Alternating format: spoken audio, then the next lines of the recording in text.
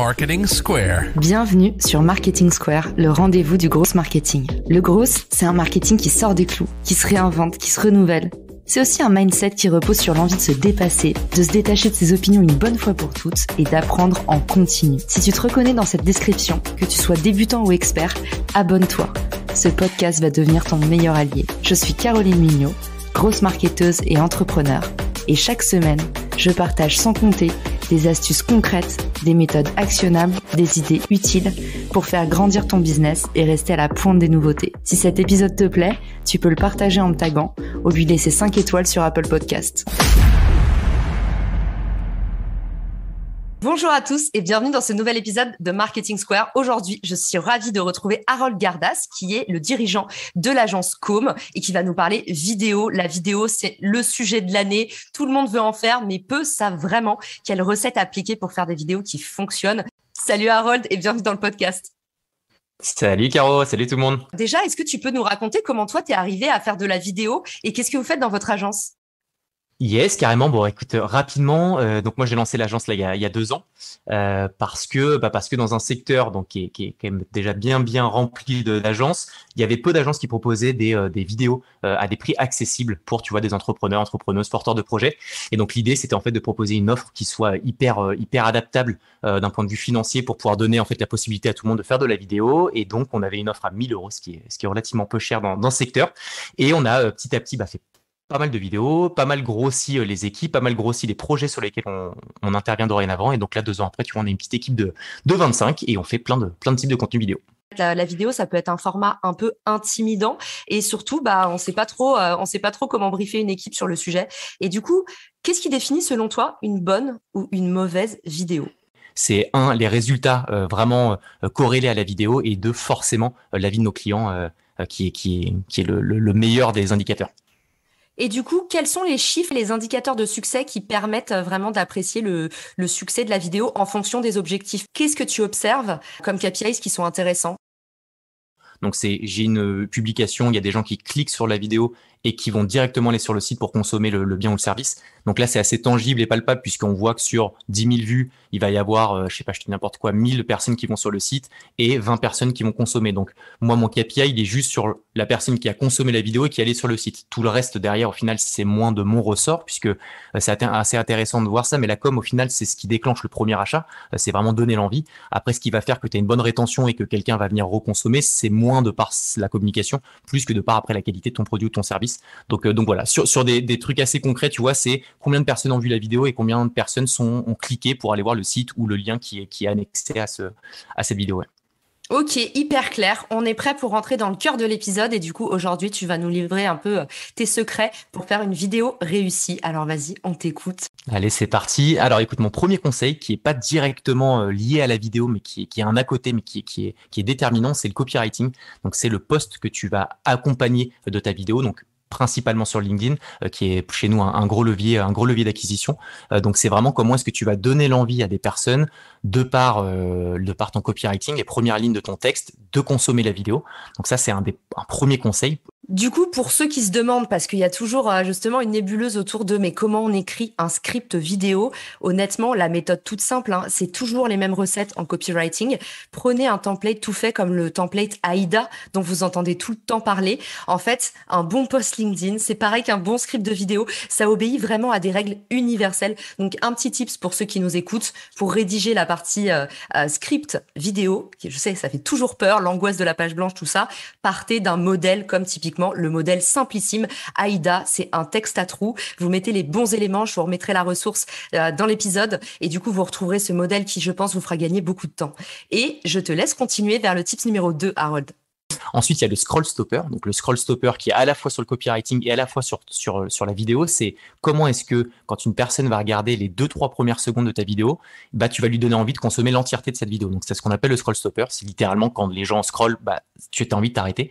Et donc, ça, c'est vraiment de les penser, de les réfléchir. C'est ce qui fait 80% du succès de ta vidéo. C'est est-ce que le mec ou la personne va regarder cette vidéo? Donc vraiment capitaliser et bosser à fond sur ces premières secondes, puisque souvent on dit qu'une personne qui regarde les 5 premières secondes, tu as 80% de chances qu'elle regarde l'entièreté de ta vidéo, donc ce qui est assez énorme. Donc ça ce serait le deuxième conseil. Le troisième, ce serait la couverture. Donc tout ça, c'est un petit peu lié, hein, forcément, mais la couverture, notamment sur LinkedIn, maintenant on peut choisir la couverture de nos vidéos. Donc c'est vraiment pareil de bien la penser, puisque c'est la première image que va voir ton audience, la personne qui sera sujette à regarder cette vidéo. Donc vraiment prendre le temps de la bosser. Donc ça, ce serait le deuxième tips. Le troisième, qui est donc tout est un peu corrélé, hein, tout doit se faire de manière un peu uniforme, c'est la couverture de ta vidéo. Donc maintenant, et notamment sur LinkedIn, il y a la possibilité de pouvoir choisir sa couverture, donc de la travailler. Et donc vraiment, faut passer un moment à bosser cette couverture, essayer d'appliquer tous les bons tips d'une couverture. Il y a plein d'infos là-dessus sur Internet. Et voilà, c'est vraiment un élément déterminant pour faire une belle vidéo qui fonctionne. C'est une partie sur laquelle je galère tout le temps, Harold, en tant que nouvelle youtubeuse. Autant j'utilise un outil comme Canva et je vous le recommande à tous, c'est vrai que c'est simplissime. Autant quand tu as envie de faire un truc un peu plus quali, on a compris un peu les codes. En gros, pour faire une bonne vignette, il faut qu'il y ait un visage souriant ou en tout cas avec une émotion qui transparaît. Ça accroche beaucoup plus, ça clique plus. Il y a aussi le message, essayez de pas mettre le même message que le titre que vous avez sur votre vidéo. Mais en gros, même en ayant ces recettes-là, quand on n'est pas designer, est-ce que tu as un ordre d'idée, un freelance, ça coûte combien? Est-ce que ça se fait d'aller sur Fiverr, par exemple, et de trouver quelqu'un qui fasse du vignettage vidéo? Alors franchement, c'est une super question. Je t'avoue que moi, j'ai le luxe d'avoir une excellente DA qui travaille ses couvertures, donc j'avoue que c'est plus simple comme ça. Canva, c'est ce que je pourrais recommander en second temps si on n'est pas forcément une personne dédiée à ça. Et la troisième personne, je pense que c'est une très bonne idée, c'est un Fiverr dans lequel tu as un freelance. Je pense de faire une espèce de packaging, tu vois, où tu sais que tu as X nombre, enfin, tu as 5-6 vidéos avec les 5-6 couvertures que tu as déjà pensées, donc bien orienter la manière d'établir ta couverture, et puis que la personne arrive vraiment en technicien, comme ça réduit les coûts et ça permet d'avoir peut-être, tu vois, 5-6 couvertures pour pas trop cher, mais qui sont vraiment déterminantes sur ta vidéo, quoi. Parce que franchement, tu peux avoir une tête de vidéo avec un contenu de ouf, mais si personne ne clique, ça fout un peu le seum, quoi. Donc, La base. voilà. Merci pour les tips. Maintenant, en plus, on a compris comment économiser des sous en briefant bien un graphiste, hein. C'est le nerf de la guerre. Et on t'écoute pour le prochain tips. Yes, donc quatrième tip, écoute, je dirais que c'est de vraiment donner envie à tes viewers, aux personnes qui regardent la vidéo, de rester en fait jusqu'au bout, parce que sur pas mal de réseaux sociaux, au final, quand tu regardes, quand l'algorithme comprend que les gens restent sur la vidéo et la consomment, ben, ils ont tendance à plus la pousser parce qu'ils disent, OK, le contenu est vraiment intéressant. Donc pour ça, c'est d'essayer de donner pas mal d'infos au début. Tu vois, souvent, nous, on fait un petit teasing de ce qui va se passer dans notre vidéo de 3 minutes. On met un peu le croustillant qui arrive sur la fin au tout début. Donc souvent, ça donne envie aux gens, tu vas te dire, putain, attends, moi j'ai envie d'arriver jusqu'au bout pour pouvoir aller voir la fin de la vidéo et l'info que j'ai regardé au teaser. Et surtout, de mixer des choses qui sont intéressantes dans le fond et qui, dans la forme, sont un peu visuelles, un peu cool, un peu sympa et qui donnent envie de continuer à regarder tout ça pendant les 3 minutes, tu vois, plutôt que de skipper direct. Trop bien. Et d'ailleurs, on déteste LinkedIn pour ça parce que autant YouTube nous fournit l'indicateur, le watch time, qui permet de voir si on fait de la rétention sur la vidéo, autant sur LinkedIn, on a juste la métrique des vues. Mais j'en profite pour faire un petit disclaimer parce que j'entends toujours, ah, Caro, les vues sur LinkedIn, sur ma vidéo, elles sont vraiment moindres que celles de mon post. En fait, ce qu'on dit pas assez, c'est que c'est pas la même chose qui est mesurée dans les vues d'une vidéo et les vues d'un post. La vue d'un post, en fait, c'est pas une vraie vue. La vue d'un post, c'est tout simplement un scroll. Ça veut pas dire que quelqu'un a vu ou lu votre contenu, c'est un scroll. Donc c'est vraiment une métrique hyper pauvre. Par contre, quand on parle de la vue d'une vidéo, c'est un utilisateur qui a regardé votre vidéo pendant au moins 3 secondes. Donc, si vous voulez bien observez vos métriques. C'est minimum, du coup, x3 pour comprendre l'engagement réel. Et puis surtout, faut le rappeler, l'engagement sur une vidéo est toujours décuplé. Quelqu'un qui regarde votre vidéo pendant 3 secondes, pour moi, ça a beaucoup plus de valeur que 3 vues sur votre post parce que il y a votre visage, il y a votre énergie, il y a quelque chose qui se passe. C'est un format riche.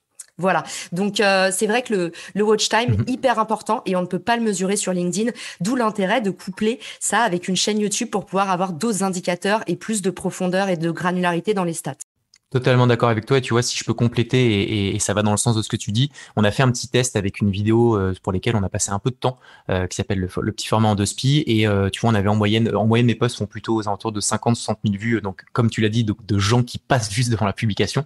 À l'inverse, nos vidéos, elles font entre 8 et 10 000. Donc, c'est quand même beaucoup moins.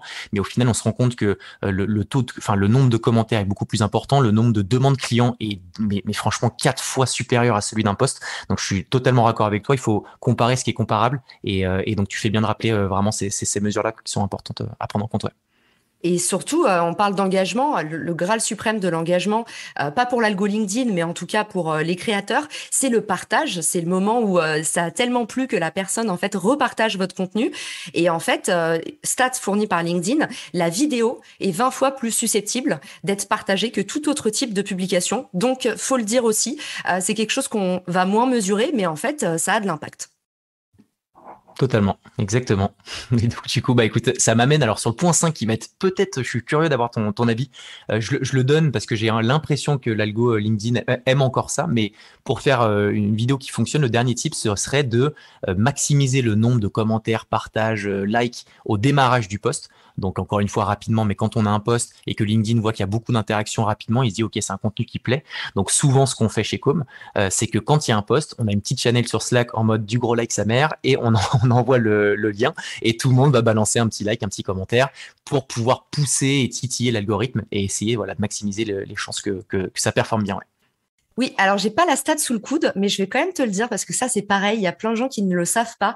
Mais en fait, l'algo LinkedIn, il est pas si bête que ça. Et en fait, si tu es rattaché à la même entreprise, sache que l'engagement a moins d'importance. Donc, ton groupe comme média va avoir moins d'impact que ton groupe de potes. Ça, c'est aussi important parce que tu croises tes audiences, ça te fait plus de découvrabilité. Je me souviens plus à quel degré, mais j'ai travaillé sur, tu sais, tout ce qui est marque employeur, brand advocacy, tout ça, je faisais des conférences là-dessus.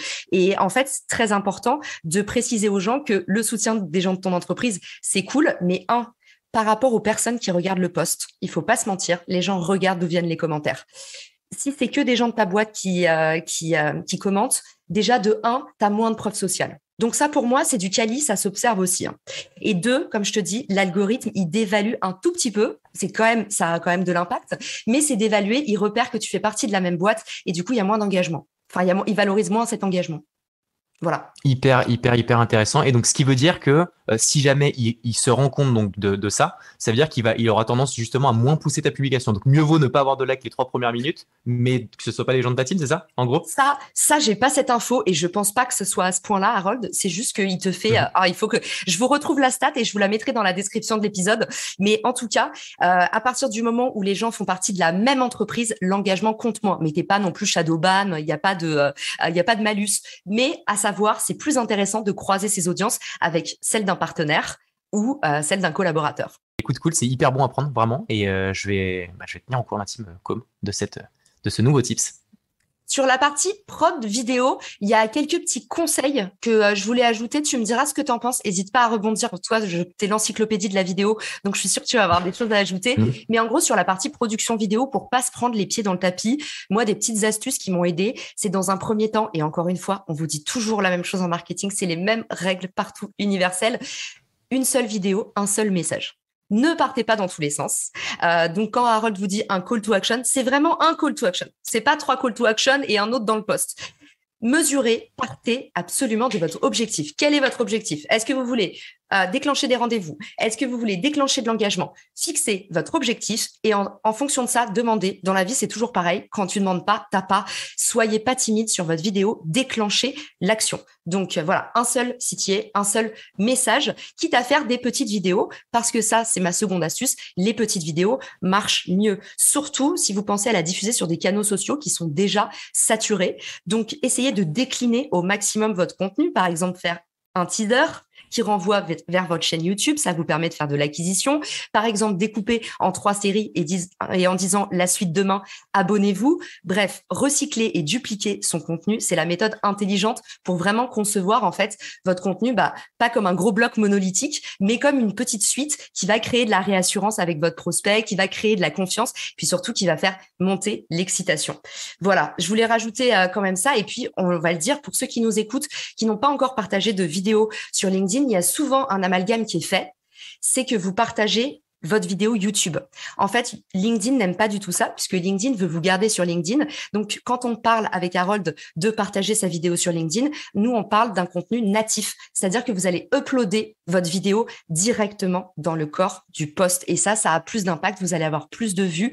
Donc, faites attention. Soit vous voulez maximiser votre engagement sur LinkedIn, contenu natif, on met ça dans le corps du post. Soit vous voulez faire de l'acquisition vers votre chaîne YouTube. Et là, je vous recommande de faire un post texte avec en bas le lien de la vidéo.